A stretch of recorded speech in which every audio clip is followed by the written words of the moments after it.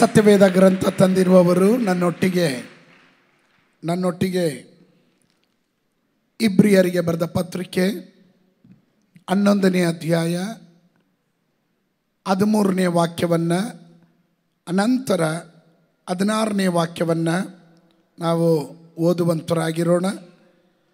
Book of Hebrew chapter 11 verse 13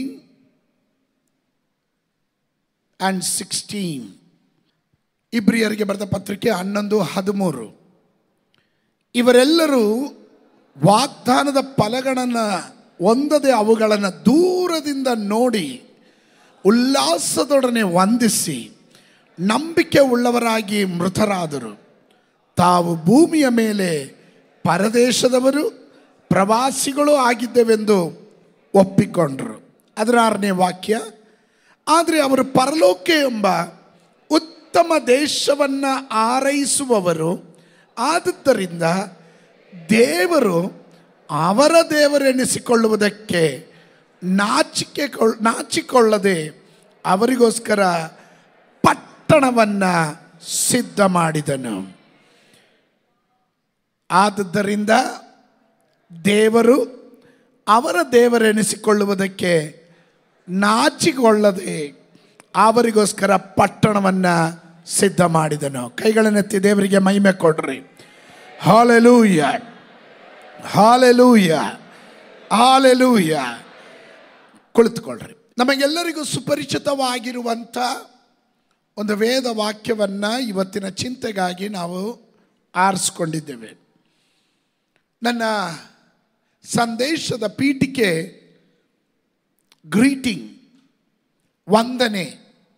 ಪಕ್ಕದಲ್ಲಿ ಇರೋರಿಗೆ ಹೇಳ್ರಿ, ನಿಮ್ಮನ್ನು ವಂದಿಸ್ತೇನೆ ಅಂತ.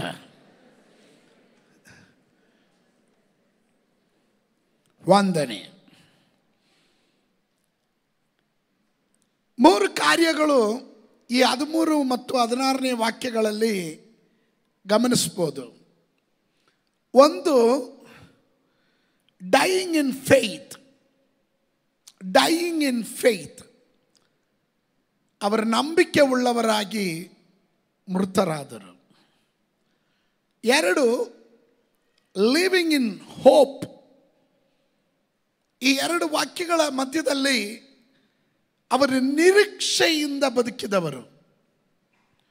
3, ಸೆಕ್ಯೂರ್ ಇನ್ ಗಾಡ್. ಅವರು 3 ಕಾರ್ಯಗಳು. ಸೆಕ್ಯೂರ್, ದೇವರಲ್ಲಿ ಸುರಕ್ಷಿತರಾಗಿದ್ದರು. 1, ನಂಬಿಕೆ ಉಳ್ಳವರಾಗಿ ಮೃತರಾದರು. 2, ನಿರೀಕ್ಷೆಯಿಂದ ಬದುಕಿದರು. 3, ದೇವರಲ್ಲಿ ಅವರು ಸುರಕ್ಷಿತರಾಗಿದ್ದರು. ಈ ಮನುಷ್ಯರಿಗೆ ಚೆನ್ನಾಗಿ ಗೊತ್ತಿತ್ತು, ವಾಗ್ದಾನ ಕೇಳಿದಂಥ ನಂಬಿಕೆಯ ವೀರರ ಪಟ್ಟಿಯನ್ನು ಇಬ್ರಿಯರಿಗೆ ಬರೆದ ಪತ್ರಿಕೆ 11ನೇ ಅಧ್ಯಾಯದಲ್ಲಿ ನಾವು ಕಾಣ್ತೀವಿ. ಅಬ್ರಾಮನಿದ್ದಾನೆ, ಆನೋಕನಿದ್ದಾನೆ, ಗಿದಿಯೋನಿದ್ದಾನೆ. ಅನೇಕ ಭಕ್ತರ ಪಟ್ಟಿಯನ್ನು ಕೊಟ್ಟು ಇವರ ಕುರಿತು ನಾವು ಕಾಣುವುದು, ಇವರಿಗೊಂದು ಗೊತ್ತು, 2 ಚಾಯ್ಸ್ ಅವರ ಮುಂದೆ ಇದೆ. ಮುಂದೆ ಒಂದು, ದೇವರ ವಾಕ್ಯಕ್ಕನುಸಾರವಾಗಿ ಜೀವಿಸುವುದು, ಇಲ್ಲ ಲೌಕಿಕರಾಗಿ ಬದುಕುವುದು. 2 ಚಾಯ್ಸ್ ಅವರ ಮುಂದೆ ಇದೆ. ಅದರಲ್ಲಿ ಇವರು ಆರಿಸ್ಕೊಂಡಿದ್ದು ಲೌಕಿಕವಾದ ಕಾರ್ಯವಲ್ಲ, ಆತ್ಮಿಕವಾದ ಕಾರ್ಯವನ್ನು ಆರಿಸ್ಕೊಂಡ್ರು. ಇವರು ಆರಿಸ್ಕೊಂಡಿದ್ದು ದೇವರ ವಾಕ್ಯಕ್ಕನುಸಾರವಾಗಿ ಲೋಕದ ನಡವಳಿಕೆಯನ್ನು ತ್ಯಜಿಸಿದರು. ಇವರಿಗೆ ಚೆನ್ನಾಗಿ ಗೊತ್ತಿತ್ತು, ಈ ಲೋಕ ಪೂರ್ತಿಯಾಗಿ ಪಾಪದಿಂದ ತುಂಬಿದೆ, ಸೈತಾನನ ಕೈವಶದಲ್ಲಿದೆ. ಅದರಿಂದ ನಾವು ಈ ಲೋಕಕ್ಕೆ ಅನುರೂಪರಾಗದಂತೆ ಅಥವಾ ಈ ಲೋಕದ ನಡವಳಿಕೆಯನ್ನು ಅನುಸರಿಸಿ ನಡೆಯದೆ ನಾವು ಬೇರ್ಪಟ್ಟು ಜೀವಿಸಬೇಕೆಂಬ ದೃಢ ನಿಶ್ಚಯ ಅವರಲ್ಲಿ ಉಂಟಾಯಿತು. ಅವರಿಗೆ ಸಿಕ್ಕಿದಂಥ ವಾಗ್ದಾನ, ಆ ವಾಗ್ದಾನಕ್ಕಾಗಿ ಅವರು ಮುಂದೆ ನುಗ್ತಾ ಇದ್ದರು. ನಾನು ಸುಮಾರು ಕಾರ್ಯಗಳನ್ನು ಹೇಳ್ಬೋದು, ಅಲ್ಲಿಂದ ಸ್ವಲ್ಪ ಜಂಪ್ ಆಗ್ತೀನಿ. ನನಗೆ ಬಹಳ ಇಷ್ಟಪಟ್ಟಂಥ ಒಂದು ಪದ, God is not ashamed to be called their God. ದೇವರು ಅವರ ದೇವರೆಂದೆಣಿಸಿಕೊಳ್ಳುವುದಕ್ಕೆ ನಾಚಿಕೊಳ್ಳಲಿಲ್ಲ. ದೇವರು ತನ್ನನ್ನು ಎಲ್ಲಾದರೂ ಪರಿಚಯ ಮಾಡಬೇಕಾದ್ರೆ, ತನ್ನನ್ನೇ ತಾನು ಯಾರಿಗಾದರೂ ಪರಿಚಯಿಸಬೇಕಾದ್ರೆ, ಸಾಧಾರಣವಾಗಿ ನಾವು ಹೇಳ್ತೀವಿ, ನನ್ನನ್ನು ಕುರಿತು ಒಂದು ಕಾಲ ಇತ್ತು, ಎಲ್ಲ ಜನರು ನಮ್ಮ ತಾಯಿ ಹೆಸರು ಹೇಳ್ಬಿಟ್ಟು ನನ್ನನ್ನು ಹೇಳೋರು, ನೀನು ಜಾನಮ್ಮ ಅವ್ರ ಮಗ ತಾನೆ, ಹಾಗೆ ಐಡೆಂಟಿಫೈ ಮಾಡ್ತಾ ಇದ್ರು. ದೇವರು ತನ್ನನ್ನೇ ತಾನು ಪರಿಚಯಿಸಿಕೊಳ್ಳುವುದು, ನನ್ನ ಅಬ್ರಾಮನ ದೇವರು, ನನ್ನ ಈಸಾಕನ ದೇವರು, ನನ್ನ ಯಾಕೋಬನ ದೇವರು, ನನ್ನ ಯೋಸೇಫನ ದೇವರು, ನಾನು ನಿನ್ನ ದೇವರು ಎಂಬುದಾಗಿ. Hallelujah. Hallelujah. I am the God of Abraham. I am the God of Isaac. I am the God of Jacob. ದೇವರು ಇಸ್ರಾಯೇಲ್ ಜನರನ್ನ ಅವರನ್ನ ಭೇಟಿ ಮಾಡುವಾಗ ಅವರು ಹೇಳುವಂತ ಮಾತು, ಈ ದೇವರು ಹೇಳುವಂತ ಮಾತು, I am the god of Israel. ನಾನು ಇಸ್ರಾಯೇಲ್ನ ದೇವರಾಗಿದ್ದೇನೆ. ಕಮಾನ್, ನಿಮಗೆ ಅರ್ಥ ಆಗಲಿಲ್ಲ. ದೇವರು ತನ್ನನ್ನೇ ತಾನು ಪರಿಚಯ ಮಾಡಿಕೊಳ್ಳೋದು ಒಂದು ನರ ಮನುಷ್ಯನಿಗೋಸ್ಕರವೋ. ದೇವರ ವಾಕ್ಯ ಹೇಳುತ್ತೆ, ಆಕಾಶ ನನ್ನ ಸಿಂಹಾಸನ, ಭೂಮಿ ನನ್ನ ಪಾದಪೀಠ. ಮನುಷ್ಯ, ನೀನು ನನಗೋಸ್ಕರ ಎಂಥ ಗುಡಿ ಕಟ್ಟಬಲ್ಲೆ? ನಾನು ಸಮಸ್ತವನ್ನ ಉಂಟು ಮಾಡಿದಂಥ ಸೃಷ್ಟಿಕರ್ತನು. ಗಗನವು ನನ್ನ ಕೈ ಕೆಲಸ. ಜಲಚರಾಚರಗಳನ್ನು ನೋಡು, ಅದು ನಾನು ಸೃಷ್ಟಿ ಮಾಡಿದ್ದೇನೆ. ಭೂಮಿಯು, ಭೂಮಿಯಲ್ಲಿರುವ ಸಮಸ್ತವು ಯೆಹೋವನಿಗುಳ್ಳದು. ಸೃಷ್ಟಿಕರ್ತನಾದ ದೇವರು ಸೃಷ್ಟಿಯ ಹೆಸರಿನಲ್ಲಿ ಹರಿಯಲ್ಪಡುವುದಂದರೆ ಹೇಗೆ? ಸೃಷ್ಟಿಯ ಹೆಸರಿನಲ್ಲಿ ಹರಿಯಲ್ಪಡುವುದರಲ್ಲಿ ಅವನು ನಾಚಿಕೆ ಪಡೋದಿಲ್ಲ. ಹಲ್ಲೆಲೂಯ. ಸತ್ಯವೇದ ಗ್ರಂಥದಲ್ಲಿ ವಿಮೋಚನಕಾಂಡ ಪುಸ್ತಕ 3ನೇ ಅಧ್ಯಾಯ, book of Exodus. Come with me, ನನ್ನ ಜೊತೆ ಸ್ವಲ್ಪ ಸಮಯ ವಾಕ್ಯಗಳನ್ನು ಶ್ರದ್ಧೆ ಕೊಡ್ರಿ, ಆಮೇಲೆ ನಾನು ಪ್ರವದನೆ ಶಬ್ದವನ್ನು ರಿಲೀಸ್ ಮಾಡ್ತೇನೆ. ವಿಮೋಚನಕಾಂಡ ಪುಸ್ತಕ 3ನೇ ಅಧ್ಯಾಯ 6ನೇ ವಾಕ್ಯದಿಂದ ಗಮನಿಸ್ರಿ. ಅದಲ್ಲದೆ ಆತ ನಾನು ನಿನ್ನ ತಂದೆಯ ದೇವರು, ಅಬ್ರಾಮನ ದೇವರು, ಈಸಾಕನ ದೇವರು, ಯಾಕೋಬನ ದೇವರು ಅಂದಾಗ ಮೋಶೆ ದೇವರನ್ನ ನೋಡೋದಕ್ಕೂ ಭಯಪಟ್ಟು ಮುಖವನ್ನು ಮುಚ್ಕೊಂಡ್ರು. ದೇವರಿಗೆ ನಾಚಿಕೆ ಇಲ್ಲ. ಹೇ, ನಾನು ನಿನ್ನ ಮಗನ, ಇವಳು ನನ್ನ ಮಗಳು, ಇವನು ನನ್ನ ಮಗ ಎನ್ನುವುದರಲ್ಲಿ ದೇವರು ನಾಚಿಕೆ ಪಡೋದಿಲ್ಲ. ಆದರೆ ದೇವರು ನಾಚಿಕೆ ಪಡದ ಹಾಗೆ ನೀನು ದೇವನಾಮವನ್ನು ಘನಪಡಿಸುವ ವ್ಯಕ್ತಿಯಾಗಿರಬೇಕು. Hallelujah, hallelujah. ದೇವರಾದರೂ ಹೇಳೋದಕ್ಕೆ ಕಾರಣ ಹೀಗಿದೆ. ಆ ವಾಕ್ಯ ಓದ್ಬಿಡ್ತೀನಿ. ಆಗ ಯೆಹೋವನು ಐಗುಪ್ತ ದೇಶದಲ್ಲಿರುವ ನನ್ನ ಜನರ ದುರವಸ್ಥೆಯನ್ನು ನೋಡಿದ್ದೇನೆ. ಬಿಟ್ಟಿ ಮಾಡಿಸುವವರ ವಿಷಯದಲ್ಲಿ ಅವರಿಟ್ಟ ಮೊರೆಯು ನನಗೆ ಕೇಳಿಸ್ತು. ಅವರ ದುಃಖವನ್ನೆಲ್ಲ ನಾನು ಬಲ್ಲೆನು. ಆದ ಕಾರಣ ಅವರನ್ನು ಐಗುಪ್ತರ ಕೈಯೊಳಗಿಂದ ತಪ್ಪಿಸುವುದಕ್ಕೂ ಆ ದೇಶದಿಂದ ಬಿಡಿಸಿ ಹಾಲು ಜೇನು ಹರಿಯುವ ವಿಸ್ತಾರವಾದ ಒಳ್ಳೆ ದೇಶಕ್ಕೆ, ಅಂದರೆ ಕನಾನ್ಯರು, ಹಿತ್ತಿಯರು, ಅಮೋರಿಯರು, ಪೆರಿಜಿಯರು, ಹಿವ್ಯರು, ಯೆಬೂಸಿಯರು ವಾಸವಾಗಿರುವ ದೇಶಕ್ಕೆ ನಡೆಸ್ಕೊಂಡು ಹೋಗುವುದಕ್ಕೂ ಇಳಿದು ಬಂದಿದ್ದೇನೆ. ಇವತ್ತು ದೇವರು ನಮ್ಮ ಮಧ್ಯದಲ್ಲಿ ಇಳಿದು ಬಂದಿರೋದಾದರೆ ಕೆಲವರನ್ನ ಬಿಡಿಸ್ಕೊಂಡು ಹೋಗೋದಕ್ಕೆ, ಕೆಲ ಕುಟುಂಬಗಳಿಗೆ ಬಿಡುಗಡೆ ಕೊಡೋದಕ್ಕಾಗಿ, ಕೆಲ ವ್ಯಕ್ತಿಗಳಿಗೆ ಬಿಡುಗಡೆ ಕೊಡೋದಕ್ಕಾಗಿ, ಕೆಲವರ ಸ್ವಭಾವದಲ್ಲಿ ಬಿಡುಗಡೆ, ಕೆಲವರ ಆರ್ಥಿಕ ವಿಷಯದಲ್ಲಿ ಬಿಡುಗಡೆ, ಕೆಲವರ ಶಾರೀರಿಕವಾದ ವಿಷಯದಲ್ಲಿ ಬಿಡುಗಡೆ, ಕೆಲವರ ಮಾನಸಿಕವಾದ ವಿಷಯದಲ್ಲಿ ಬಿಡುಗಡೆ, ಕೆಲವರ ಆತ್ಮಿಕವಾದ ವಿಷಯದಲ್ಲಿ ಬಿಡುಗಡೆ. ಇವತ್ತು ಯೇಸುವಿನ ನಾಮದಲ್ಲಿ ಅವನು ಇಳಿದು ಬಂದರೆ ನಿನ್ನ ಜೀವನದಲ್ಲಿ ಬಿಡುಗಡೆ ಮಾಡದೆ ಅವನು ಹೋಗೋದಿಲ್ಲ. ಬಿಡುಗಡೆ ಮಾಡದೆ ಅವನು ಹೋಗೋದಿಲ್ಲ. ನನ್ಗೆ ಬಹಳ ಸಂತೋಷ ಕೊಟ್ಟಿದ್ದು, ದೇವರು, ನಾನು ಅವರ ದೇವರು ಅನ್ನಿಸ್ಕೊಳ್ಳೋದಕ್ಕೆ ನಾಚಿಕೆ ಪಡೋದಿಲ್ಲ ಅಂತಾನೆ. ಅದರ ಅರ್ಥ ಏನು?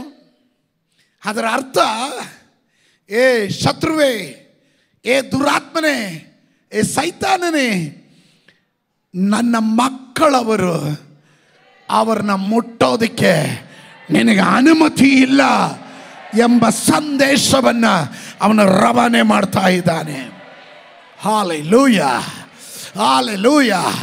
ನಾನು ದೇವರ ಮಗನು ಅನ್ನಿಸ್ಕೊಳ್ಳೋದಕ್ಕೆ ಭಯ ಇಲ್ಲದೆ ಧೈರ್ಯವಾಗಿ ಹೇಳುವವರು ಮಾತ್ರ ಗಟ್ಟಿಯಾಗಿ ಒಂದು ಆಮೇಲೆ ಹೇಳ್ರಿ.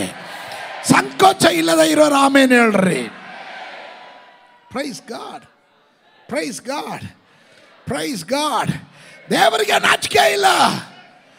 ಕೆಲವೊಮ್ಮೆ ನಮಗೆ ನಾಚಿಕೆ ಕಂಡ್ರಿ, ಮತ್ತೊಬ್ಬರ ಬಳಿ ದೇವರ ಬಗ್ಗೆ ಮಾತಾಡೋದಕ್ಕೆ ನಾಚಿಕೆ ಪಡ್ತೀವಿ. ದೇವರ ವಾಕ್ಯ ಹೇಳುತ್ತದೆ, ನನ್ನ ಕುರಿತು ಯಾರಾದರೂ ನಾಚಿಕೆ ಪಡೋದಾದರೆ ಪರಲೋಕದಲ್ಲಿ ದೂತರ ಮುಂದೆ ನಾನು ನಿಮ್ಮನ್ನು ಕುರಿತು ನಾಚಿಕೆ ಪಡ್ತೀನಿ ಅಂತ. ಆಮೇಲೆ ಇವತ್ತು ನಾಚಿಕೆ ಪಡದೆ ದೇವರ ಸಮ್ಮುಖದಲ್ಲಿ ದೈವ ಶಬ್ದವನ್ನು ಸಾರಿ ಹೇಳೋದಕ್ಕೆ, ನಾನು ದೇವರ ಮಗ, ನಾನು ದೇವರ ಮಗಳು ಅಂತ ಎಣಿಸ್ಕೊಳ್ಳೋದಕ್ಕೆ ಧೈರ್ಯ ಉಳ್ಳವ್ರು ಮಾತ್ರ ಆಮೇಲೆ ಹೇಳುವಂಥರಾಗ್ರಿ. ಗಟ್ಟಿಯಾಗೊಂದು ಆಮೇಲೆ ಹೇಳ್ರಿ. ಎಸ್, ದೇವರ ವಾಕ್ಯ ಹೇಳ್ತದೆ ರೋಮಾಪುರದವರಿಗೆ ಬರೆದ ಪತ್ರಿಕೆಯಲ್ಲಿ, ಯಾರು ದೇವರ ಆತ್ಮನಲ್ಲಿ ನಡೆಸಲ್ಪಡುತ್ತಾರೋ ಅವರು ದೇವರ ಮಕ್ಕಳೆನಿಸಿಕೊಳ್ಳುತ್ತಾರೆ. ಆತ್ಮದಲ್ಲಿ ನಡೆಸಲ್ಪಡುವವರು. ಅಬ್ರಾಮನ ಆತ್ಮದಲ್ಲಿ ನಡೆಸಲ್ಪಟ್ಟನು, ಈಸಾಕನು ಆತ್ಮದಲ್ಲಿ ನಡೆಸಲ್ಪಟ್ಟನು. ಬುದ್ಧಿಮಂಡಲಕ್ಕೆ ಹೆಚ್ಚಿನ ಹೊತ್ತು ಕೊಡಲಿಲ್ಲ. ಹೆಂಗೆ ಪಾಸ್ಟರ್ ಅಂತ ಕೇಳ್ರಿ. ಆ ಊರಿನಲ್ಲಿ ಕ್ಷಾಮ ಇರುವಾಗ ದೇವರು ಹೇಳಿದನು, ಕ್ಷಾಮ ಕಾಲದಲ್ಲಿ ಬೀಜ ಬಿತ್ತು. ಬುದ್ಧಿ ಇರೋನಾದರೆ ಹೇಳ್ತಾನೆ, ದೇವರೇ ಈ ಕ್ಷಾಮ ಬರ ಇರೋ ಟೈಮಲ್ಲಿ ಈಗ ಬೀಜ ಬಿತ್ತೋದು ಅದು ಏನು ಅರ್ಥ? ಅದು ನ್ಯಾಯನ? ದೇವರಿಗೆ ತರ್ಕ ಮಾಡ್ತಾಯಿದ್ರು. ಆದರೆ ಈ ಸಾಕನ್ನು ತರ್ಕ ಮಾಡಲಿಲ್ಲ. ಕ್ಷಾಮ ಕಾಲದಲ್ಲಿ ಬೀಜ ಬಿತ್ತಿ 100ರಷ್ಟು ಫಲವನ್ನು ಪಡೆದವನಾಗಿದ್ದನು. ಹಲ್ಲೆಲೂಯ. ನಿನ್ನ ಬುದ್ಧಿಮಂಡಲವಲ್ಲ, ಆತ್ಮಮಂಡಲಕ್ಕೆ ನೀನು ವಿಧಿಯರಾಗುವಾಗ, ರೋಮಾಪುರದವರಿಗೆ ಬರೆದ ಪತ್ರಿಕೆ 8:14 ಹೇಳುತ್ತದೆ, ಯಾರು ದೇವರ ಆತ್ಮನಲ್ಲಿ ನಡೆಸುತ್ತಾರೋ ಅವರು ದೇವರ ಮಕ್ಕಳಾಗಿರ್ತಾರೆ. ಅವರು ದೇವರ ಮಕ್ಕಳಾಗಿರ್ತಾರೆ. ಅದಕ್ಕೆ ದೇವರು ಹೇಳಿದನು, ಅಬ್ರಾಮನ ಮಾತಿನ ಪ್ರಕಾರ ನಡೆದನು, ಈಸಾಕನ ಮಾತಿನ ಪ್ರಕಾರ ನಡೆದನು, ಯಾಕೋಬನ ಮಾತಿನ ಪ್ರಕಾರ ನಡೆದನು, ಯೋಸೇಫನ ಮಾತಿನ ಪ್ರಕಾರ ನಡೆದನು. ಆದ್ದರಿಂದ ನಾನು ಅವರ ದೇವರು ಎನಿಸಿಕೊಳ್ಳುವುದರಲ್ಲಿ ನನಗೆ ನಾಚಿಕೆ ಇಲ್ಲ. ಇವತ್ತು ಯಾರಾದರೂ ಆತ್ಮವನ್ನು ಅನುಸರಿಸುವವರು ಇದರ ಒಳಗಡೆ ಇರೋದಾದರೆ ನಿನ್ನ ಕುರಿತು ದೇವರಿಗೊಂದು ಟೆಸ್ಟ್ ಮಣಿ ಇದೆ. ಯಾರ ಮುಂದೆ ಆದರೂ ದೇವರು ಹೇಳ್ತಾನೆ, ಅವಳು ನನ್ನ ಮಗಳು, ಅವನು ನನ್ನ ಮಗನು, ಅವನ ಕುರಿತು ನಾನು ಹೆಮ್ಮೆ ಪಡುತ್ತೇನೆ, ನಾಚಿಕೆ ಪಡೋದಿಲ್ಲ. Let me explain. 13ನೇ ವಾಕ್ಯ, ನೀವು ಸ್ವಲ್ಪ ಗಮನ ಇಟ್ಟು ಕೇಳ್ರಿ, ಕಾಣ್ರಿ. ಅಲ್ಲಿ ನಾವು ಓದಿದಂಥ ವಾಕ್ಯದಲ್ಲಿ ಇವರೆಲ್ಲರೂ ವಾಗ್ದಾನದ ಫಲಗಳನ್ನು ಹೊಂದದೆ ಅವುಗಳನ್ನು ದೂರದಿಂದ ನೋಡಿ, ವಾಗ್ದಾನವನ್ನು ದೂರದಿಂದ ನೋಡಿದ್ರು. ದಟ್ ಮೀನ್ಸ್ ದ ಫೇತ್, ನಂಬಿಕೆಯಿಂದ. ಹಲೋ, ನಂಬಿಕೆಯಿಂದ ದೂರದಿಂದ ವಾಗ್ದಾನವನ್ನು ಅವರು ನೋಡಿದರು. Hallelujah, hallelujah.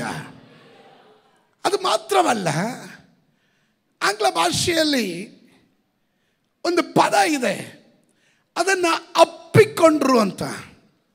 They are embarrassed. ಅವರು ಅದನ್ನು ಅಪ್ಪಿಕೊಂಡ್ರು. ಅಪ್ಪಿಕೊಂಡ್ರು ಎನ್ನುವಂಥ ಪದಕ್ಕೆ ಗ್ರೀಕ್ ಭಾಷೆಯಲ್ಲಿ ಆಸ್ಪಜೋಮೈ, ಆಸ್ಪಜೋಮೈ, ASPAZOMAI,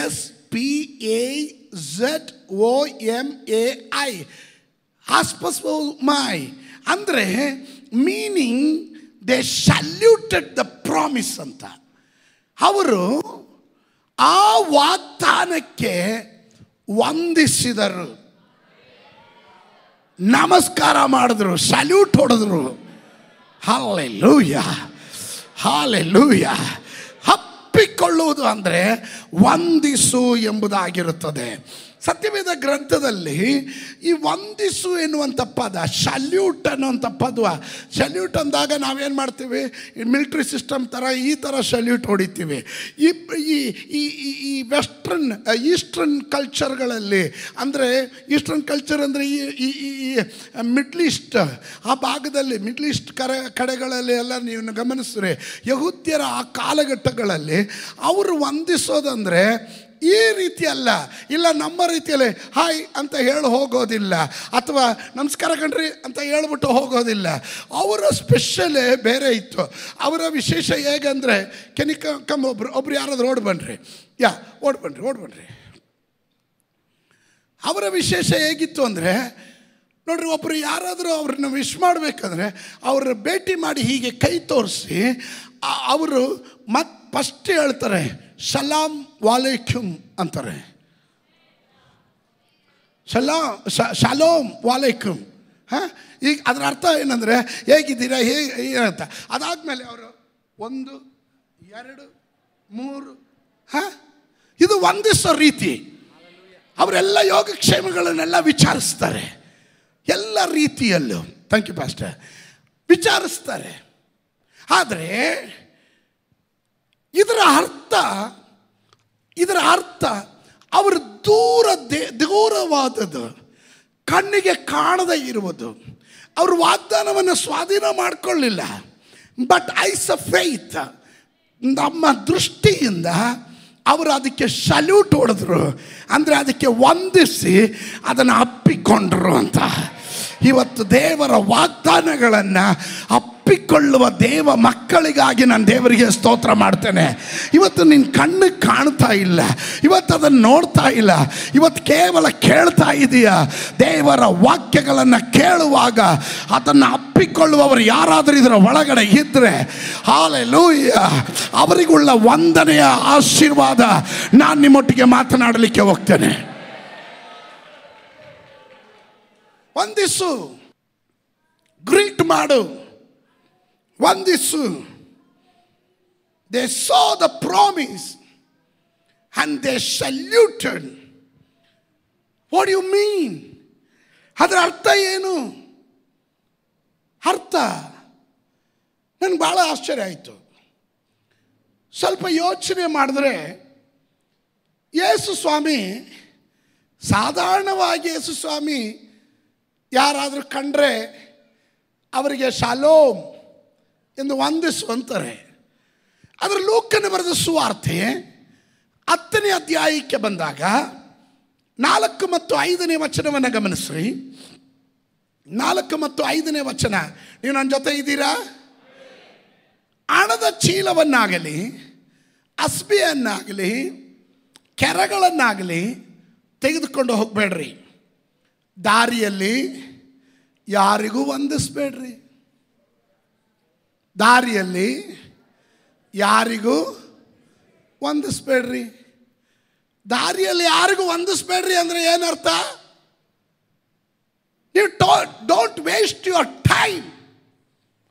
ದಾರಿಯಲ್ಲಿ ಇಲ್ಲೊಂದು ಅಸೈನ್ಮೆಂಟ್ ಕೊಡ್ತಾ ಇದ್ದಾರೆ ದೇವರು. Listen to me. ಎಲ್ಲರೂ ಇದ್ದೀರಾ ಇಲ್ಲಿ? ಲೂಕನ ಬರೆದ ಸುವಾರ್ತೆ 9ನೇ ಅಧ್ಯಾಯದಲ್ಲಿ ಯೇಸು ಸ್ವಾಮಿ 12 ಶಿಷ್ಯರನ್ನು ಕಳಿಸ್ತಾರೆ. ಈ 12 ಶಿಷ್ಯರಿಗೆ ಹೇಳದೇ ಇದ್ದಂಥ ಪ್ರತ್ಯೇಕವಾದ ಸಂಗತಿಗಳನ್ನು 10ನೇ ಅಧ್ಯಾಯಕ್ಕೆ ಬಂದಾಗ 70 ಶಿಷ್ಯರಿಗೆ ಹೇಳ್ತಾ ಇದ್ದಾರೆ. ಶ್ರದ್ಧೆ ಕೊಡ್ರಿ. 70 ಶಿಷ್ಯರಿಗೆ ಇಬ್ಬರಿಬ್ಬರಾಗಿ ಹೋಗ್ರಿ, ನೀವು ದಾರಿಯಲ್ಲಿ ಯಾರಿಗೂ ವಂದಿಸ್ಬೇಡ್ರಿ ಅಂತ. ಕಾರಣ, ವಂದಿಸೋದಕ್ಕೆ ನಿಂತ್ಕೊಂಡ್ರೆ ಇವರು ಎಲ್ಲ ಪುರಾಣ ಕೇಳ್ತಾರೆ, ಎಲ್ಲ ಸ್ಟೋರಿ ಹೇಳಬೇಕು. ಉಭಯ ಕುಶಲೋಪರಿ ಸಾಂಪ್ರತ. ನಿನ್ನ ಯೋಗಕ್ಷೇಮ ಹೇಗಿದೆ, ನಿಮ್ಮ ಮನೆಯವ್ರು ಚೆನ್ನಾಗಿದ್ದಾರಾ, ಒಂಟಿ ಎಲ್ಲ ಚೆನ್ನಾಗಿದೆಯಾ, ಕತೆ ಚೆನ್ನಾಗಿದೆಯಾ, ಹಸು ಎಷ್ಟು ಹಾಲು ಕೊಡ್ತಾ ಇದೆ, ನಿನಗೇನೋ ಲಾಭ ಇದೆಯಾ, ಬೆಳೆ ಬೆಳೀತಾ ಇದೆಯಾ, ನಿನ್ನ ಮಕ್ಕಳಿಗೆ ಮದುವೆ ಆಯ್ತಾ. ವಂದಿಸೋದಕ್ಕೆ ಸ್ಟಾರ್ಟ್ ಮಾಡಿದ್ರೆ ಇವರು ದೀರ್ಘವಾದ ವಂದನೆ. ನಿಮ್ಗೆ ಅರ್ಥ ಆಗಲಿಲ್ಲ. ನಾವಾದರೆ ಟೈಮ್ ಪಾಸ್ ಹೋಗ್ಬಿಡ್ತೀವಿ. ಯೇಸು ಇಲ್ಲಿ ವಂದಿಸ್ಬೇಡ ಅಂತ ಹೇಳೋದಕ್ಕೆ, ದಾರಿಯಲ್ಲಿ ಯಾರಿಗೂ ವಂದಿಸ್ಬೇಡ್ರಿ ಅಂತ ಹೇಳೋದಕ್ಕೆ ಕಾರಣ, ದೇವರಿಗೆ ಗೊತ್ತು ನಿನ್ನ ಜೀವನದಲ್ಲಿ ನೀನು ಹೋಗುವಂಥ ವೇಗಕ್ಕೆ, ನೀನು ಹೋಗಬೇಕಾದಂಥ ಡೆಸ್ಟಿನೇಷನ್ಗೆ, ತಲುಪಬೇಕಾದ ಸ್ಥಳಕ್ಕೆ ನೀನು ತಲುಪದಂತೆ ಸ್ಟ್ರಕ್ ಆಗಿಬಿಡ್ತೀಯ, ನಿಂತೋಗ್ಬಿಡ್ತೀಯ. ಕಾರಣ, ಮುಂದೆ ಒಂದು ದೊಡ್ಡ ಸುಗ್ಗಿ ಬರ್ತಾ ಇದೆ, ಒಂದು ದೊಡ್ಡ ಹಾರ್ವೆಸ್ಟ್ ಬರ್ತಾ ಇದೆ. ಅದರಿಂದ ನೀನು ಮುಂದಕ್ಕೆ ಹೋಗು, ದಾರಿಯಲ್ಲಿ ಯಾರನ್ನು ವಂದಿಸಬೇಡ, ದಾರಿಯಲ್ಲಿ ಯಾರನ್ನು ವಂದಿಸಬೇಡ. ಸಾಧಾರಣವಾಗಿ ಮಾತನ್ನು ದೇವರು ಹೇಳ್ತಿರಲಿಲ್ಲ. ವಂದಿಸು, ಶಾಲೋಮ್ ಅಂತ ಹೇಳು ಅಂತ. ಕಾರಣ, ದೇರ್ ಇಸ್ ನೋ ಟೈಮ್. ಒಂದು ದೊಡ್ಡ ಸುಗ್ಗಿ ಉಂಟಾಗಲಿಕ್ಕೆ ಹೋಗುತ್ತೆ, ಹಾರ್ವೆಸ್ಟ್ ನಡೀಲಿಕ್ಕೆ ಹೋಗುತ್ತೆ. ನೀನು ತಲುಪಬೇಕಾದ ವೇಗವನ್ನು ತಡೆ ಹಿಡಿಯೋದಕ್ಕೆ ಮಧ್ಯದಲ್ಲಿ ಬೇರೆ ಯಾರಿಗೂ ಅವಕಾಶ ಕೊಡಬೇಡ, ಯಾವುದಕ್ಕೂ ಅವಕಾಶ ಕೊಡಬೇಡ. ಇವತ್ತು ಮಾರ್ಮಿಕವಾಗಿ ನಾನು ಹೇಳ್ತೇನೆ, ದೇವರು ಕೊಟ್ಟಿರುವ ದರ್ಶನವನ್ನು ಫುಲ್ಫಿಲ್ ಮಾಡೋದಕ್ಕೆ, ದೇವರು ಕೊಟ್ಟಿರುವ ಅಭಿಷೇಕವನ್ನು ಹೊತ್ತು ಸಾಗೋದಕ್ಕೆ, ನಿನ್ನ ವೇಗವನ್ನು ಮೊಟಕುಗೊಳಿಸೋದಕ್ಕೆ ಅನೇಕರು ದಾರಿಯಲ್ಲಿ ಕಾಣ್ಬೋದು. ಮಿತ್ರರಾಗಿರ್ಬೋದು, ಬಂಧುಗಳಾಗಿರ್ಬೋದು, ಸ್ನೇಹಿತರಾಗಿರ್ಬೋದು, ಅಥವಾ ಯಾರೋ ಪರಿಚಯದವರಾಗಿರ್ಬೋದು. Don't waste your time. ಇದು ಸಮಯ ಕಳೆಯುವ ಕಾಲವಲ್ಲ.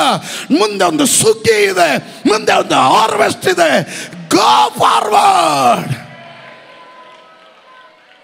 ದರ್ಶನದೊಂದಿಗೆ ಮುಂದೆ ನುಗ್ಗ್ರಿ, ದರ್ಶನದೊಂದಿಗೆ ಮುಂದೆ ನುಗ್ಗ್ರಿ. ಆಮೇಲೆ ಅವರು ಎಂಗೇಜ್ ಆಗಿದ್ರು.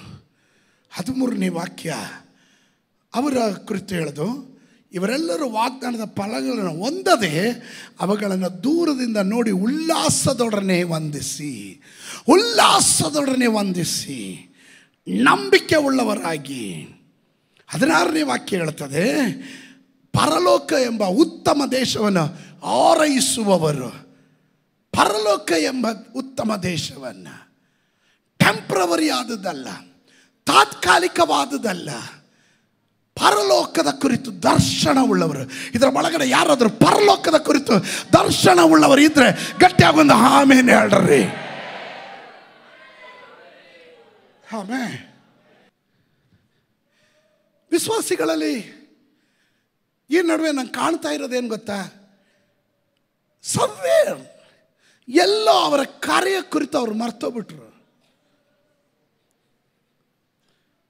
ಅವರ ಕಾರ್ಯ ಕುರಿತು ಅವರು ಮರ್ತೋಗ್ಬಿಟ್ಟಿದ್ದಾರೆ.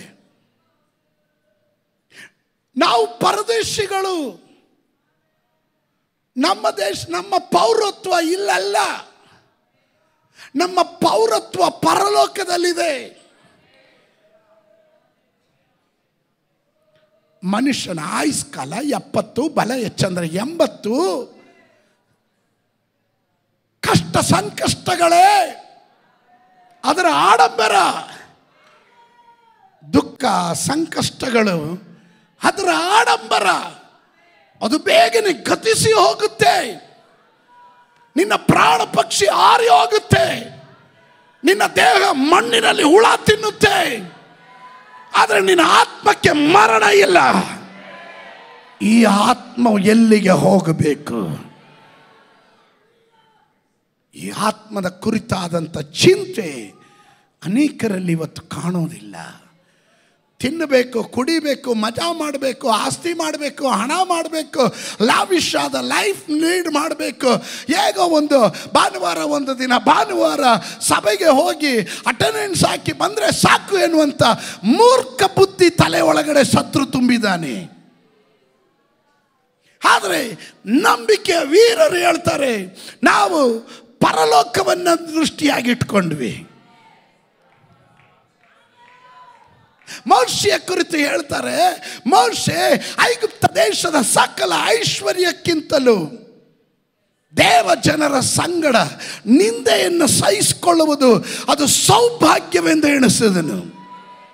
ಫರೋಹನ ಕುಮಾರ್ತೆಯ ಮಗನೆನಿಸಿದ್ದು ಬೇಡ ಎನಿಸಿದ್ದು ನಂಬಿಕೆಯಿಂದಲೇ. They all lived by faith.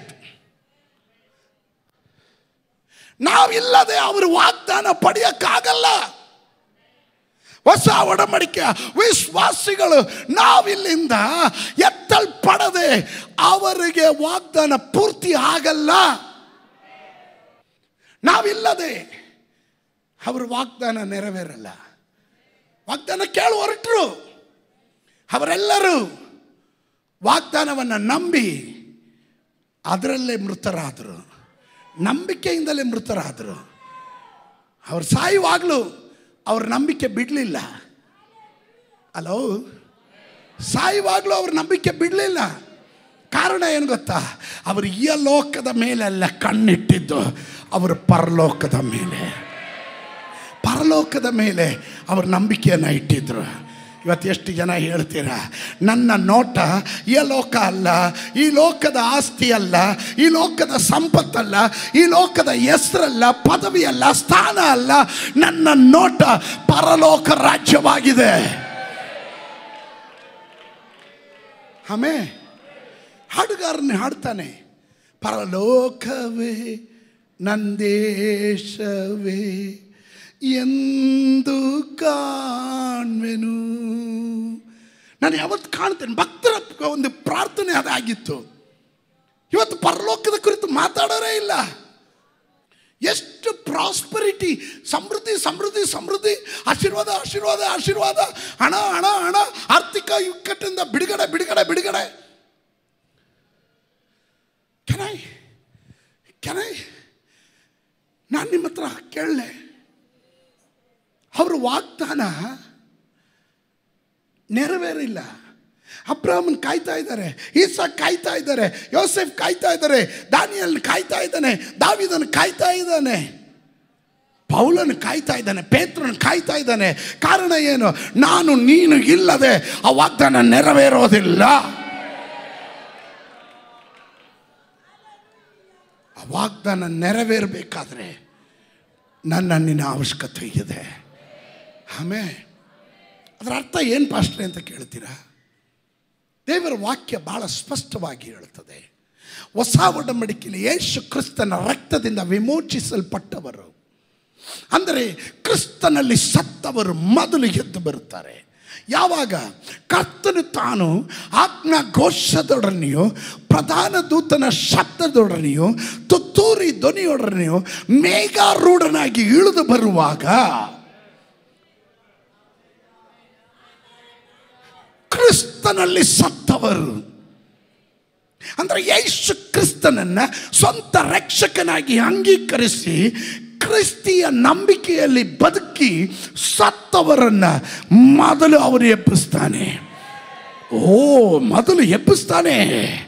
Price God, hallelujah hallelujah hallelujah. ಮೊದಲು ಅವರು ಎದ್ದು ಬರ್ತಾರೆ. ಆ ನಂತರ ಜೀವಂತವಾಗಿರುವ ನಾವುಗಳು ಕಣ್ಣು ರೆಪ್ಪೆ ಮಿಟುಕಿಸುವುದರೊಳಗಾಗಿ ಪಕ್ಕನೆ, ಯಾರಾದ್ರೂ ಹೇಳ್ರಿ ಪಕ್ಕನೆ ಪಕ್ಕನೆ ಪರಲೋಕಕ್ಕೆ ಒಯ್ಯಲ್ಪಡುತ್ತೇವೆ. ಆಮೇಲೆ 10 ದೇ ಮಸ್ಟ್ ವೇಟ್. ಅವರು ವೇಟ್ ಮಾಡಬೇಕು. ಬಟ್ ಅವರು ವಂದಿಸಿ ಅದನ್ನು ಸ್ವೀಕರಿಸಿದ್ರು. ಇಲ್ಲಿ ಯೇಸು ಸ್ವಾಮಿ ಹೇಳ್ತಾ ಇದ್ದಾರೆ, ನೀವು ದಾರಿಯಲ್ಲಿ ಯಾರನ್ನು ವಂದಿಸ್ಬೇಡ್ರಿ, ಗ್ರೀಟಿಂಗ್ ಹೇಳಬೇಡ್ರಿ, ಡೋಂಟ್ ವೇಸ್ಟ್ ಯುವರ್ ಟೈಮ್, ನಿಮ್ಮ ಸಮಯವನ್ನು ಕಳಿಬೇಡ್ರಿ. ಹಲ್ಲೆಲೂಯ. ಕಾರಣ they engage with God. Hallelujah.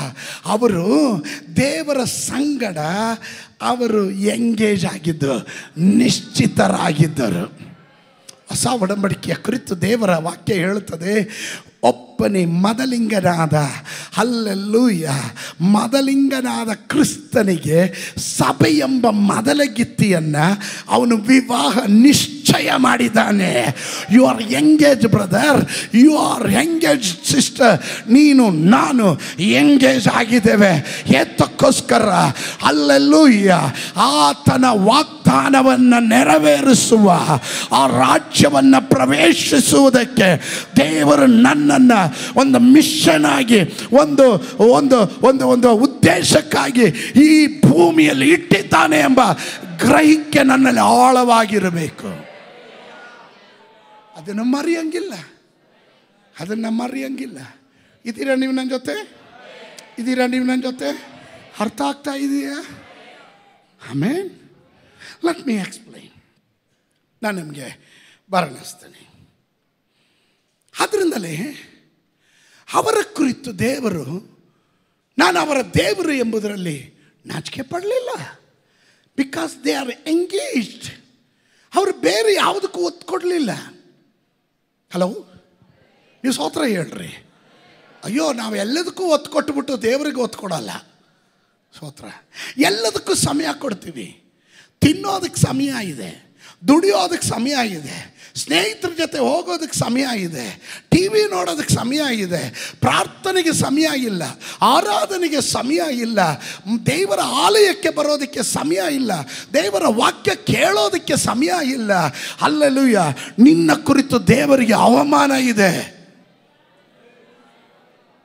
ಆದರೆ ಎಲ್ಲವನ್ನ ತ್ಯಜಿಸಿ ದೇವರಿಗಾಗಿ ಬೇರ್ಪಟ್ಟಿರುವ ಒಂದು ಗುಂಪಿನ ಜನರನ್ನು ಕುರಿತು ಅವರು ನಿರಂತರವಾಗಿ ನನ್ನ ಪಾದದಲ್ಲಿ ಕುಳಿತುಕೊಳ್ಳುವವರು, ಅವರನ್ನು ಕಣ್ಣು ನೀರು ಸುರಿಸುವವರು, ನಶಿಸಿ ಹೋಗುವ ಆತ್ಮಗಳ ಕುರಿತು ಭಾರವುಳ್ಳವರು, ನನ್ನ ರಾಜ್ಯದ ಕುರಿತು, ನನ್ನ ಬರೋಣದ ಕುರಿತು ಎದುರು ನೋಡ್ತಾ ಇರುವವರು, ಅವರ ಕುರಿತು ಇವರು ನನ್ನ ಮಕ್ಕಳು ಅಂತ ಕರೆಯೋದಕ್ಕೆ ನನಗೆ ನಾಚಿಕೆ ಇಲ್ಲ ಎಂದು ದೇವರು ಹೇಳುವಂತನಾಗಿದ್ದಾನೆ. ಆ ವ್ಯಕ್ತಿ ನೀನಾಗಿದ್ದರೆ, ಆ ಕುಟುಂಬ ನಿನ್ನದಾಗಿದ್ದರೆ ಗಟ್ಟಿಯಾಗೊಂದು ಆಮೇನ್ ಹೇಳು. ಆಮೇನ್, ಆಮೇನ್. ಮತ್ತಾಯನು ಬರೆದ ಸುವಾರ್ತೆ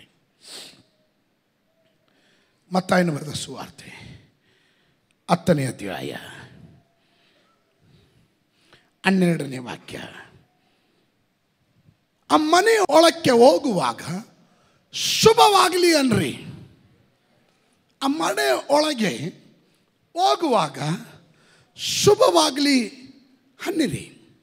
ಆ ಮನೆಯವರು ಯೋಗ್ಯರಾಗಿದ್ದರೆ ನಿಮ್ಮ ಆಶೀರ್ವಾದವು ಅವರಿಗೆ ಆಗಲಿ.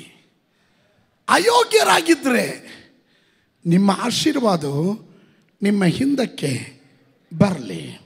ಆಮೇಲೆ ಹಾಗಾದರೆ ದೈವ ಮಕ್ಕಳ ವಂದನೆಗೆ ಒಂದು ಪ್ರತ್ಯೇಕ ಆಶೀರ್ವಾದ ಇದೆ. ದೈವ ಸೇವಕರು, ಅಭಿಷಕ್ತರುಗಳು ಒಂದು ಮನೆಗೆ ಕಾಲಿಟ್ಟು ಈ ಮನೆಗೆ ಶುಭವಾಗಲಿ ಅಂದರೆ ಅದು ಶುಭ ಆಗಬೇಕಾ ಅಶುಭವಾಗಬೇಕಾ ಅಂತ ತೀರ್ಮಾನಿಸೋದು ಆ ವ್ಯಕ್ತಿ ಅಲ್ಲ, ಆ ಕುಟುಂಬದವರು. ಇದ್ದೀರಾ?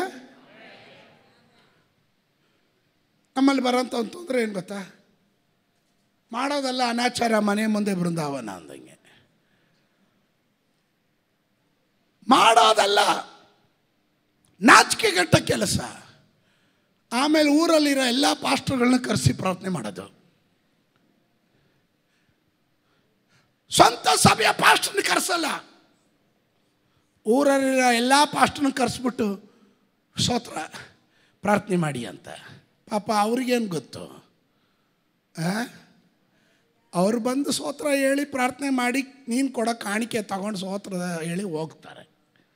ಆಮೇಲೆ ಅವ್ರಿಗೇನು ಕಾಣಿಸಲ್ಲ. ನೀನು ತಿಳ್ಕೊಂಡು ಯಾವ ಆಶೀರ್ವಾದ ಬಂದ್ಬಿಡ್ತು ಅಂತ. ಅದು ದೇವ್ರ ವಾಕ್ಯ ಹೇಳ್ತದೆ, ಯೋಗ್ಯರಾಗಿದ್ದರೆ, ಅಯೋಗ್ಯರಾಗಿದ್ದರೆ ಅವ್ರ ಹಿಂದೆನೇ ಹೋಗ್ಬಿಡ್ತು. ಅಲ್ಲಿಗೆ ನಿನಗೇನು ನಷ್ಟ? ಹಣನೂ ನಷ್ಟ, ಆಶೀರ್ವಾದನೂ ನಷ್ಟ. ಸ್ತೋತ್ರ ಹೇಳ್ದೆ ಇದ್ದಾಗ ನನಗೊಂದು ಸಂಶಯ. ಆಮೇಲೆ ಅಯ್ಯೋ ನಮ್ಮ ಪಾಸ್ಟ್ರೆಲ್ಲ ಕರೆದ್ರೆ ಅವ್ರು ಬಂದರೆ ಲೆಕ್ಚರ್ ಕೊಡ್ತಾರಪ್ಪ, ಬೈತಾರಪ್ಪ, ಅದಕ್ಕೆ ನಾವು ಕರೆಸೋದೇ ಇಲ್ಲ. ಏನು ಬೈತಾರೆ? ಹಿಂಗೆ ಕೂಟಕ್ಕೆ ಬರಲ್ಲ, ಉಪವಾಸಕ್ಕೆ ಬರಲ್ಲ, ಏರಿಯಾ ಮೀಟಿಂಗ್ ಬರಲ್ಲ. ಸ್ತೋತ್ರ ಪಕ್ಕದಲ್ಲಿ ಏರಿಯಾ ಮೀಟಿಂಗ್ ನಡೀತಾ ಇದ್ರೆ ಇಲ್ಲಿ ನೀನು ಟಿ ವಿ ನೋಡ್ಕೊಂಡು ಮನೇಲಿ ಇರ್ತೀಯ. ಸ್ತೋತ್ರ ಕರಿಯಕ್ಕೆ ನಿನಗೇ ಒಂಥರ ಮುಜುಗರ. ಪಾಸ್ಟರ್ನ ಕರೆದ್ರೆ ತಿರ್ಗಾ ಕೇಳ್ತಾರಲ್ಲ, ಅರೇ ನೀನು ಯಾವ ಮೀಟಿಂಗು ಬರೋದಿಲ್ಲ, ಯಾಕೆ ಬರ್ತಾ ಇಲ್ಲ ಅಂತ ಕೇಳ್ತಾರಲ್ಲ. ಅದಕ್ಕೆ ಬೇರೆಯವರಾದ್ರೆ ಇದೇನು ಕೇಳಲ್ಲ. ಯಾವ ಸಭೆಗೆ ಹೋಗ್ತೀರಾ? Victory international. ಓ, ಅಷ್ಟು ದೊಡ್ಡ ಸಭೆಗೆ ಹೋಗ್ತಿದ್ದೀರಾ? ಪಾಸ್ಟರ್ ಅಭಿಮನ್ಯು ಅವರ ಸಭೆಗೆ? ಓ, ಪ್ರೈಸ್ ಲಾರ್ಡ್ ಲಾರ್ಡ್. ಅವ್ರು ಏನು ಮಾಡ್ತಾರೆ? ಇರೋ ಬರೋ ಆಶೀರ್ವಾದ ಎಲ್ಲ ಪ್ರೊಕ್ಲೈಮ್ ಮಾಡ್ತಾರೆ. ನೀನೇನು ತಿಳ್ಕೊಂತೀಯಾ ಎಲ್ಲ ಆಶೀರ್ವಾದ ಬಂದ್ಬಿಡ್ತು ಅಂತ? ಬರಲ್ಲವಾ ಅಣ್ಣ, ನೀನು ಎಷ್ಟೇ ದುಡ್ಡು ಖರ್ಚು ಮಾಡು, ನಿನ್ನ ದುಡ್ಡು ವೇಸ್ಟ್ ಅಷ್ಟೇ. ಹೌದಾ? ದುರ್ಗುಟ್ಟು ನೋಡಬೇಡ್ರಿ. ಸ್ತೋತ್ರ. ಹೌದು, ನಾನು ಹೇಳಿದ್ದಲ್ಲ, ಯೇಸು ಸ್ವಾಮಿ ಹೇಳ್ತಾ ಇರುವ ಮಾತು. ಆ ಮನೆ ಒಳಗಡೆ ಹೋಗುವಾಗ ಶುಭವಾಗಲಿ ಅನ್ರಿ.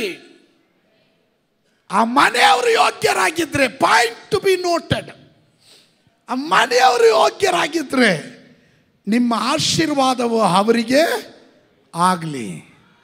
ಅಯೋಗ್ಯರಾಗಿದ್ದರೆ ನಿಮ್ಮ ಆಶೀರ್ವಾದವು ನಿಮ್ಮ ಹಿಂದಕ್ಕೆ ಬರಲಿ. ಅಂದರೆ ಸ್ತೋತ್ರ ತಂದ ಆಶೀರ್ವಾದ ವಾಪಸ್ ತಗೊಂಡು ಹೋದರು ಅಂತ. ದೈವ ಸೇವಕರು ನಿಮ್ಮ ಮನೆಗಳಿಗೆ ಬರುವಾಗ ಪ್ರಾರ್ಥನೆಯೊಂದಿಗೆ ಅವ್ರನ್ನ ಸ್ವೀಕರಿಸ್ರಿ. ಅವರ ಪಾದ ಇಟ್ಟು ಅವರು ಹೇಳುವ ಪದಗಳು ನಿಮಗೆ ಒಂದು ಆಶೀರ್ವಾದವಾಗಿ ಪರಿಣಮಿಸಬೇಕಾದ್ರೆ, ಕಮಾನ್, ನಾನೊಂದು ಮಾತು ನಿಮಗೆ ಹೇಳ್ತೇನೆ, ನಾನೊಂದು ಮಾತು ನಿಮ್ಮನ್ನು ಎಚ್ಚರಿಸ್ತೇನೆ. ನೀವು ಬೋಧಕರ ಬಳಿ ಸುಳ್ಳಾಡಕ್ಕೆ ಹೋಗಬೇಡ್ರಿ. ಬೋಧಕರ ಬಳಿ ಸುಳ್ಳಾಡಕ್ಕೆ ಹೋಗಬೇಡ್ರಿ. ಅದು ನಿಮಗೆ ಒಳ್ಳೆಯದಲ್ಲ. ಕೆಲವರು ಆಕ್ಟಿಂಗ್ ರಾಜರು, ಆಕ್ಟಿಂಗ್ ರಾಣಿದೂರು ಇದ್ದಾರೆ. ಸ್ತೋತ್ರ. ಏನು ಈ ಏನು ಅವಾರ್ಡ್ ಅದು? Oscar award. ಸ್ತೋತ್ರ. ಆಸ್ಕರ್ ಅವಾರ್ಡ್ ಏನಾದರೂ ಕೊಟ್ಟರೆ, ವಿಶ್ವಾಸಿಗಳಿಗೆ ಕೊಟ್ಟರೆ ಅವರೇ ಹೊಡ್ಕೊಂಡೋಗ್ಬಿಟ್ಟಿರೋರು. ಯಾವ ನಟರಿಗೂ ಸಿಗಲ್ಲ, ಯಾವ ನಟಿಯರಿಗೂ ಸಿಗಲ್ಲ. ಕಾರಣ ಅವ್ರ ಕಣ್ಣಲ್ಲಿ ನೀರು ಬರಬೇಕು ಅಂದರೆ ಗ್ಲಿಸರಿನ್ ಹಾಕಬೇಕು. ಸ್ತೋತ್ರ. ಆ್ಯಕ್ಟಿಂಗ್ ಮಾಡೋಕ್ಕಾದ್ರೆ, ಕಣ್ಣಲ್ಲಿ ನೀರು ಬರಬೇಕಾದ್ರೆ ಇವ್ರಿಗೇನು ಹಾಕೋದೇ ಬೇಡ, ಇಮ್ಮಿಡಿಯೇಟಾಗಿ ಗಂಗೆ ಬಾರೆ ಗೌರಿ ಬಾರೆ ಅಂದಂಗೆ ದಡ ದಡ ಬಂದ್ಬಿಡುತ್ತೆ. ಯಪ್ಪ,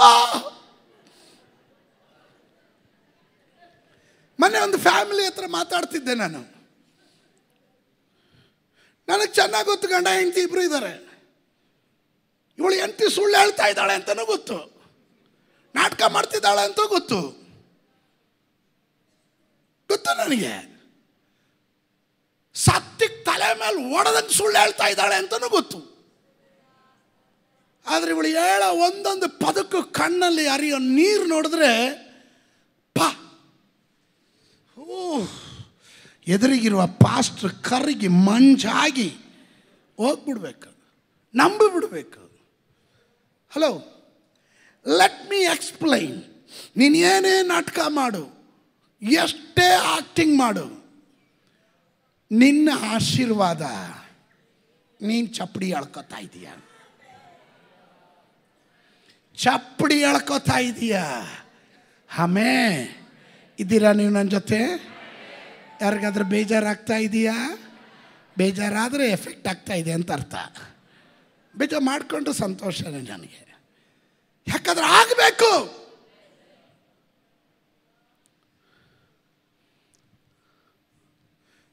ಪಾಸ್ಟ್ರೇ, ನೀವು ನಮ್ಮ ಮನೆಗೆ ಬಂದು ಕಾಲಿಟ್ರೆ ಅದು ನಮಗೊಂದು ಆಶೀರ್ವಾದ ಪಾಸ್ಟ್ರೇ. ನಾನು ಇಡ್ತೀನವ. ಆಶೀರ್ವಾದಕ್ಕೆ ಯೋಗ್ಯವಾದವನ ಆ ಮನೆ ಯೋಗ್ಯವಾಗಿದೆಯಾ? ಆಶೀರ್ವಾದ ಕೊಡುವವನು ಪಾಸ್ಟರ್ ಅಲ್ಲ, ಆಶೀರ್ವಾದದ ಮೂಲ ತಂದೆಯಾದ ದೇವರಾಗಿದ್ದಾನೆ. ನೀವು ಮನುಷ್ಯರನ್ನ ಮೆಚ್ಚಿಸ್ಬೇಡ್ರಿ, ಪಾಸ್ಟರ್ಗಳನ್ನು ಮೆಚ್ಚಿಸಕ್ಕೆ ಪ್ರಯತ್ನ ಮಾಡಬೇಡ್ರಿ.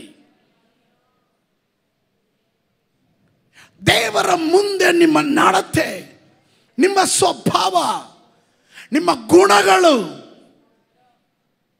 ಅದು ಮೆಚ್ಚುಗೆ ಆಗಿರಲಿ. ಸೇವಕರು ಬಂದು ನಿಮ್ಮ ಮನೆ ಕಾಲಿಟ್ಟು ಶುಭವಾಗಲಿ ಅಂದಾಗ ಆ ಮನೆಯಲ್ಲಿರುವ ದಾರಿದ್ರ್ಯ ಹೋಗಿ ಶುಭ ಉಂಟಾಗುತ್ತೆ. ಆಮೇಲೆ ಯೇಸು ಸ್ವಾಮಿ ಹೇಳಿದ್ರು, ಆ ಮನೆ ಒಳಕ್ಕೆ ಹೋಗುವಾಗ ಶುಭವಾಗಲಿ ಅನ್ರಿ. ನನ್ನ ಸಂದೇಶದ ಪೀಠಿಕೆ ಗ್ರೀಟಿಂಗ್, ವಂದಿಸು, ವಂದನೆ. ಆಮೇಲೆ when you enter that house, salute. ಅಲ್ಲಿ ಸಮಾಧಾನ ಹಿಡಿದು ಬರುತ್ತೆ. The peace of God will come upon that house. ಆ ಮನೆಗೆ ಸಮಾಧಾನ ಉಂಟಾಗುತ್ತೆ. ಶಾಲೋಮ್ ಅಂದರೆ ಏನು? ಸಮಾಧಾನ. ಹಲ್ಲೆಲೂಯಾ. ನಾನು ಮಾತನಾಡ್ತಾ ಇರೋದು, I am talking about the anointing. ನೀನೇನು ದೊಡ್ಡ ಪ್ರಾರ್ಥನೆ ಮಾಡೋ ಅವಶ್ಯಕತೆ ಇಲ್ಲ.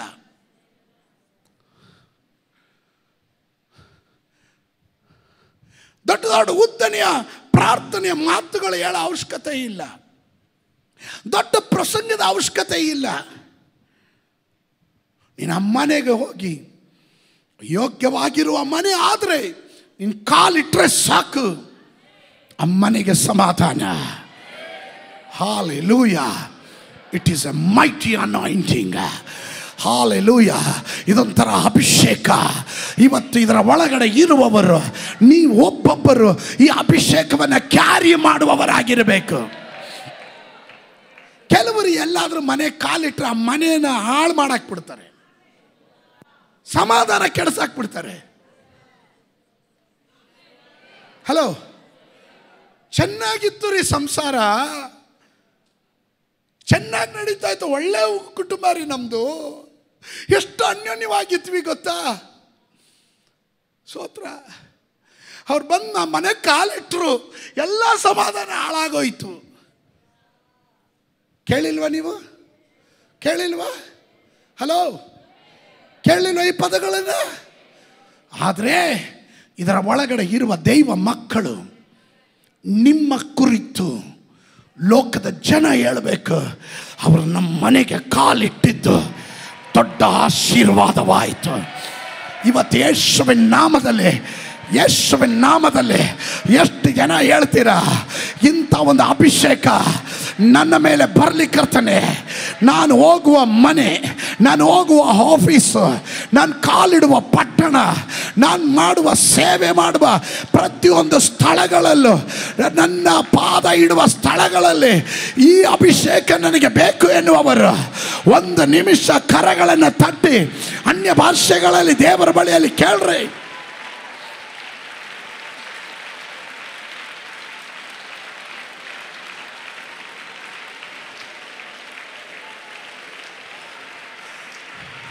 ಕೇಳ್ರಿ ಕೇಳ್ರಿ ಕೇಳ್ರಿ ಕೇಳ್ರಿ.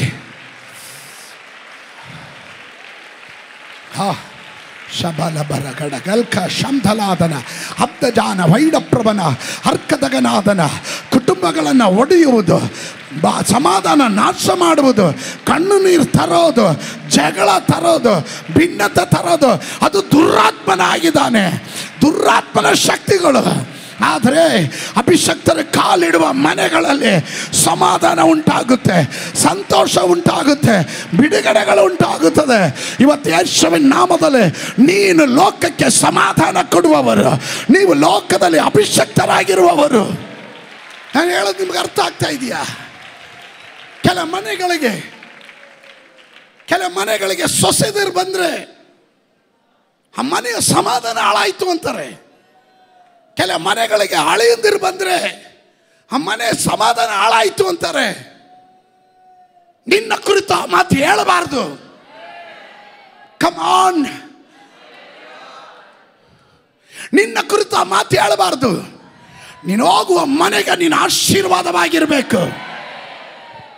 ಯೋಸೇಫನ ಕುರಿತು ದೇವರು ನಾಚಿಕೆ ಪಡದೆ ಇರೋದಕ್ಕೆ ಕಾರಣ ಏನು?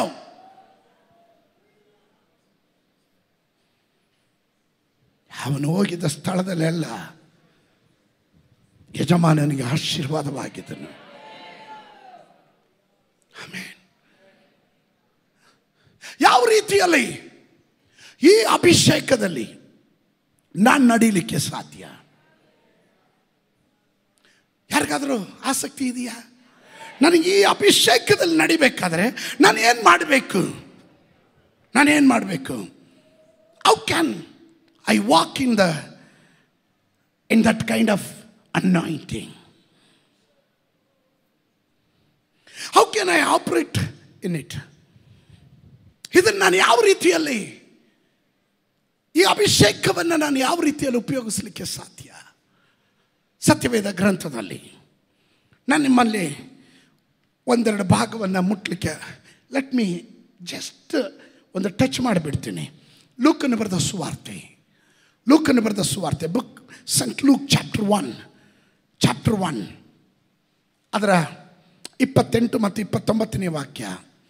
ಆ ದೂತನು ಆಕೆಯ ಬಳಿ ಬಂದು, ದೇವರ ದಯೆ ಹೊಂದಿದವಳೇ, ನಿನಗೆ ಶುಭವಾಗಲಿ, ಕರ್ತನು ನಿನ್ನ ಸಂಗಡ ಇದ್ದಾನೆ ಅಂದನು. 29ನೇ ವಾಕ್ಯ. ಆಕೆಯು ಈ ಮಾತಿಗೆ ತತ್ತರಿಸಿ ಇದಂತ ಆಶೀರ್ವಾದ ಎಂದು ಯೋಚನೆ ಮಾಡುತ್ತಿರಲಾಗಿ ಆ ದೂತನ ಆಕೆಗೆ, ಮರಿಯಳೇ ಹೆದರಬೇಡ, ನಿನಗೆ ದೇವರ ದಯೆ ದೊರಕಿತ್ತು. ಆಮೇಲೆ this is extra ordinary greeting. ಇದು ಸಾಧಾರಣವಾದ ಒಂದು ವಂದನೆ ಅಲ್ಲ, ಅಸಾಧಾರಣವಾದಂಥ ವಂದನೆ. ಇದು ಸಾಧಾರಣವಾದ ವಂದನೆ ಅಲ್ಲ, ಇದು ಅಸಾಧಾರಣವಾದಂಥ ಒಂದು ವಂದನೆ ಆಗಿತ್ತು. ಅದಕ್ಕೆ ಅವಳು ಕೇಳ್ತಾಳೆ, what manner of salute is this? ಇದಂತ ವಂದನೆ. ಸ್ತೋತ್ರ. ಮರಿಯಳೇ, ಇದು ಸಾಧಾರಣವಾದ ವಂದನೆ ಅಲ್ಲ, ಇದು ನಿನ್ನ ಜೀವಿತವನ್ನು ಬದಲಾವಣೆ ಮಾಡುವ ವಂದನೆ. ಇವತ್ತು ಕೆಲವರಿಗೋಸ್ಕರ ಈ ಅಭಿಷೇಕ ಇಲ್ಲಿ ರಿಲೀಸ್ ಆಗಲಿಕ್ಕೆ ಹೋಗುತ್ತೆ. Hallelujah, hallelujah, hallelujah. ನಿನ್ನ ಜೀವಿತದ ಅವಸ್ಥೆಗಳನ್ನು ಬದಲಾಯಿಸುವಂಥ ಅಸಾಧಾರಣವಾದ ವಂದನೆ, ಪರಲೋಕದ ದೇವದೂತರು ಇಳಿದು ವಂದಿಸುವ ವಂದನೆ. ಮನುಷ್ಯರ ವಂದನೆಗೂ ದೇವರ ವಂದನೆಗೂ ವ್ಯತ್ಯಾಸ ಇದೆ. ಮನುಷ್ಯರು ವಂದಿಸಿದ್ರೆ ಕೇಳುವ ಪ್ರಶ್ನೆ, hello sir, hello sister, hello brother, praise the lord, ಹೇಗಿದ್ದೀರಾ, ಚೆನ್ನಾಗಿದ್ದೀರಾ? ಹೌದು, ನಿಮ್ಮ ಮಕ್ಕಳಾಗಿರ್ಲಿಲ್ಲ, ಮಕ್ಕಳಾಯ್ತಾ? ಅಲ್ಲ, ಚುಚ್ಚಿಬಿಟ್ಟೆ ಕೇಳೋದು. ಹೌದು, ನಿಮ್ಮ ಗಂಡ ಕುಡಿತಾ ಇದ್ರಲ್ಲ, ಬಿಟ್ಬಿಟ್ರ? ಅಂದರೆ ನಿಮ್ಮ ಗಂಡ ಕುಡ್ಕ ಅನ್ನೋದನ್ನು ಒತ್ತಿ ಹೇಳ್ದಿರೆ ಸುತ್ತಿ ಬೆಳೆಸಿ ಹೇಳೋದು. ಗಂಡಂದಿರ ಕುರಿತು, ಹೆಂಡತಿಯ ಕುರಿತು, ಮಕ್ಕಳ ಕುರಿತು ಸಾಧಾರಣವಾದಂಥ ಯೋಗಕ್ಷೇಮ ವಿಚಾರಿಸುವ ನೆಪದಲ್ಲೇ ಮನುಷ್ಯರು ಕೆಲವೊಮ್ಮೆ ನಿನ್ನ ಬಲಹೀನತೆಗಳನ್ನು ಬೆಟ್ಟು ಮಾಡಿ ಅವುಗಳನ್ನು ಚುಚ್ಚಿ ನಿನ್ನನ್ನು ನೋವು ಪಡಿಸುವ ಮಾತುಗಳಿಂದ ಮಾತನಾಡಬಹುದು. ಆದರೆ ದೇವ ವಂದನೆ ಹಾಗಲ್ಲ. ದೇವರು ನಿನ್ನನ್ನು ಆಶೀರ್ವದಿಸೋದಕ್ಕೆ ನಿನ್ನ ಚರಿತ್ರೆಯನ್ನು ಬದಲಾಯಿಸೋದಕ್ಕೆ ಅವನು ವಂದನೆಯೊಂದಿಗೆ ಇಳಿದು ಬರ್ತಾನೆ. ಇವತ್ತು ನಾನು ಡಿಕ್ಲೇರ್ ಮಾಡ್ತಾ ಇದ್ದೇನೆ, ಹಾಲೆಲೂಯ, ಇನ್ನು ಮುಂದೆ ನೀವು ಕೇಳುವಂಥ ವಂದನೆ ಅದು ಹೊಸ ವಂದನೆ ಆಗಿರುತ್ತದೆ. ಪರಲೋಕದ ದೇವರು ಇಳಿದು ಬಂದು ನಿನ್ನನ್ನು ವಂದಿಸುವ ಹಾಗೆ, ಮಗನೇ ಮಗಳೇ ನಾನು ನಿನ್ನ ದೇವರು ಎಂದು ಎಣಿಸೋದಕ್ಕೆ ನಾಚಿಕೆ ಪಡೋದಿಲ್ಲ. ನಾನು ನಿನ್ನನ್ನು ವಂದಿಸುತ್ತೇನೆ, ನಾನು ನಿನ್ನನ್ನು ಆಶೀರ್ವದಿಸ್ತೇನೆ. ನಾನು ನನ್ನ ಜನರ ಕಣ್ಣು ನೀರನ್ನು ಕಂಡೆ, ಅವರ ಮೊರೆಯನ್ನು ನಾನು ಕೇಳಿದೆ, ಅವರ ಇಕ್ಕಟ್ಟನ್ನು ನಾನು ಬಲ್ಲೆ. ಅವರು ನಾನು ಬಿಡಿಸುವೆನು, ಅವರನ್ನು ಉದ್ಧರಿಸುವೆನು. ಇವತ್ತು ಯಾರಾದರೂ ಅಂತ ವಂದನೆ ಕೇಳೋದಿಕ್ಕೆ ತಯಾರಾಗಿರೋದಾದ್ರೆ, ಪರಲೋಕ ನಿಮ್ಮ ಮೇಲೆ ತೆರೆದು ಬರಬೇಕು ಎನ್ನೋದಾದ್ರೆ ಹೇಳಿ ಯೇಸುವಿನ ನಾಮದಲ್ಲಿ. ಇದುವರೆಗೂ ಮಾನುಷಿಕ ಶಬ್ದಗಳನ್ನು ಕೇಳದೆ, ಇನ್ನು ನಾನು ಪರಲೋಕದ ವಂದನೆಯ ಶಬ್ದ ನಾನು ಕೇಳ್ತೇನೆ.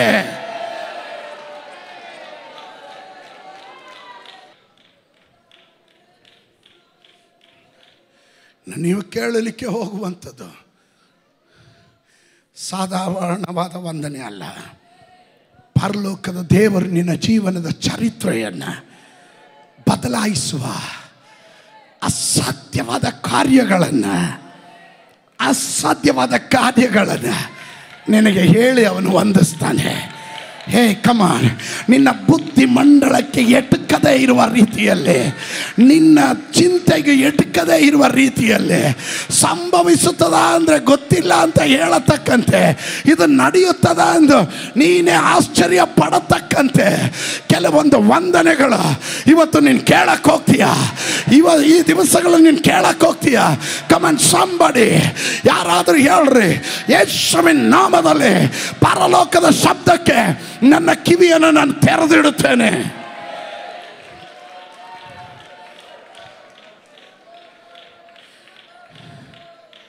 ಸಮಥಿಂಗ್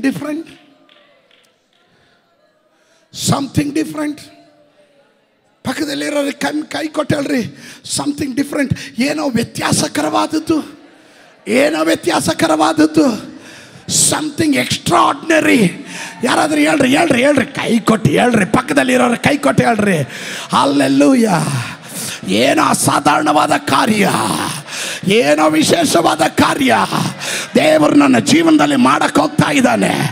ಆ ವಂದನೆಯ ಶಬ್ದ ಈ ಕಿವಿಯಲ್ಲಿ ನಾನು ಕೇಳಕ್ಕೆ ಹೋಗ್ತಾ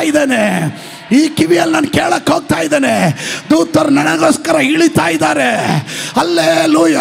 ಅವನ ಕನಸಿನಲ್ಲಿ ಇಳಿದು ಮಾತನಾಡ್ತಾನೆ, ವಾಕ್ಯದ ಮೂಲಕ ಮಾತನಾಡ್ತಾನೆ, ಪ್ರಕಟಣೆಯ ಮೂಲಕ ಮಾತನಾಡ್ತಾನೆ, ಪ್ರವಾದಿಗಳ ಮೂಲಕ ಮಾತನಾಡ್ತಾನೆ.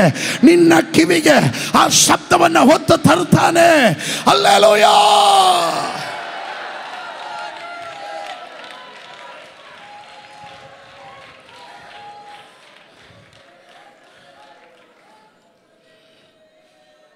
ನಾನು ಶಬ್ದ ಕೇಳ್ತೀನಿ.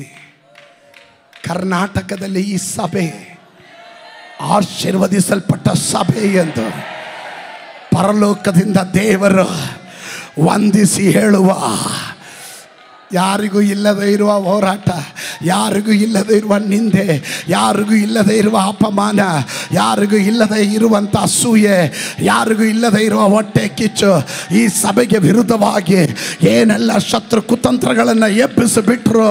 ಹಲ್ಲೆಲೂಯ. ಈ ಸಭೆ ಮಾನುಷಿಕ ಶಬ್ದಕ್ಕೋ ಸೈತಾನನ ಶಬ್ದಕ್ಕೋ ಕಿವಿಗೊಡೋದಿಲ್ಲ. ಈ ಸಭೆ ಅಸಾಧಾರಣವಾದ ಕಾರ್ಯಗಳನ್ನು ಸಾಧಿಸುವುದಕ್ಕೆ ಈ ಭೂಮಿಯಲ್ಲಿ ದೇವರು ಅಭಿಷೇಕ ಮಾಡಿ ಇಟ್ಟಿದ್ದಾನೆ ಎಂದು. ಹಲ್ಲೆಲೂಯ. ಪರಲೋಕದ ಶಬ್ದವನ್ನು ಕೇಳಿದ ಸಭೆ ಇದು. ಅದು ಒಪ್ಪೋರು ಗಟ್ಟಿಯಾಗಿ ಆಮೇಲೆ ಹೇಳ್ರಿ. ಇದಕ್ಕೆ ವಿರುದ್ಧವಾಗಿ ಯಾವ ವ್ಯಕ್ತಿಗಳಾಗಲಿ ಶಕ್ತಿಗಳಾಗಿ ತಲೆ ಎತ್ತಿದ್ರು ಅವರು ಮಾತ್ರವಲ್ಲ, ಅವರ ವಂಶ ನಿರ್ವಂಶ, ಅವರ ಬುಡವೇ ಸೀದೋಗುತ್ತೆ, ಅವರ ಬುಡವೇ ಒಣಗೋಗುತ್ತೆ.